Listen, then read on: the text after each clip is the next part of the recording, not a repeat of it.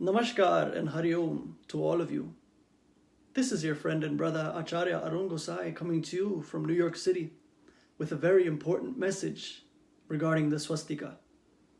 The swastika, my dear friends, is a beautiful symbol of hope and prosperity.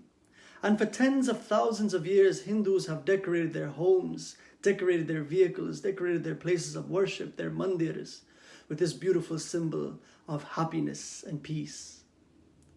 If we look at the world and we see all the flags of all great nations of this world, we can't help but be reminded of the beautiful symbolism of those flags.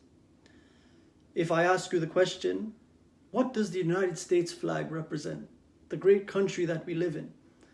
You will say it represents peace, prosperity, the pursuit of happiness and justice. The swastika, my dear friends, very coincidentally, represents the same. If you look at the word swastika, you will see that it is made up of two words. The first word is sushtu, which means well or excellent. And the second word is asti, which means to exist. Put the two words together, you will get swasti. And swasti means wellness, means health, prosperity, emotional wellness, physical wellness, and wellness for all citizens of this world. But in the 1930s, Hitler and his regime again propagated this beautiful symbol in a very different way. And up till now, in the current day, even in the age of technology, where we would think that we would be educated enough to know that Hitler's symbol was indeed different from the symbol of the Hindus. Hitler's symbol was called again the Hakenkreuz and symbolized division and fear. Whereas the symbol known as the swastika symbolizes peace and prosperity and happiness. If we look deeply into the wonderful shape and design of the swastika, you will see that it is made of four parts. And you will see that there are four dots in between as well. The first meaning of the swastika is referring to the four Vedas.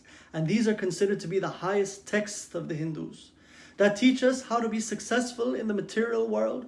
All of the sciences, all of the knowledge that you can ever think of in this material world are given in the first portion of the Vedas. But then in the latter portion of the Vedas, we have the most wonderful science of Vedanta. The Upanishads tell us who we truly are. And they declare very emphatically, Aham Brahmasmi, that I am that happiness. I am that all-pervading existence principle. I am that intelligence. The essence of me, the Sakshi, is something that can never perish when the body perishes.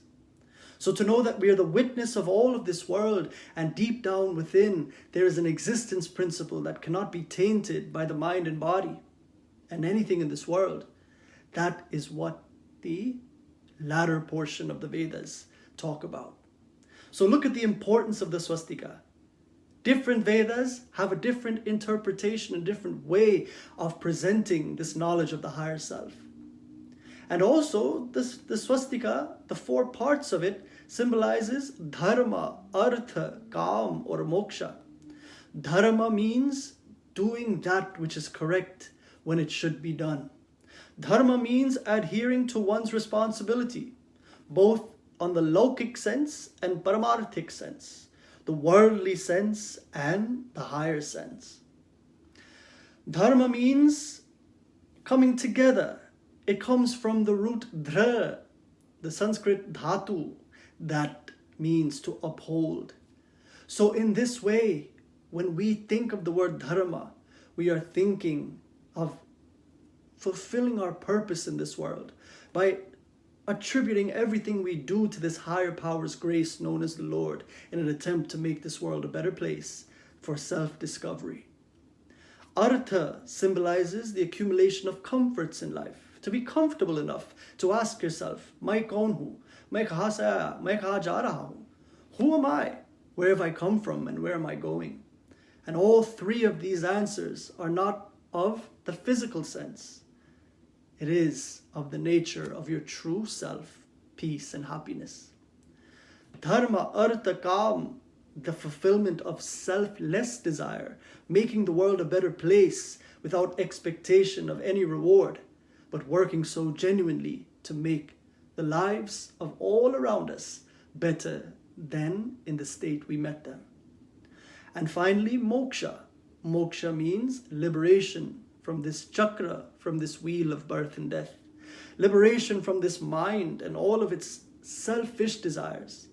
And if we can do so, my dear friends, remind ourselves of what the swastika means by way of messages like this and other messages as well that will tell you about the greatness of the swastika.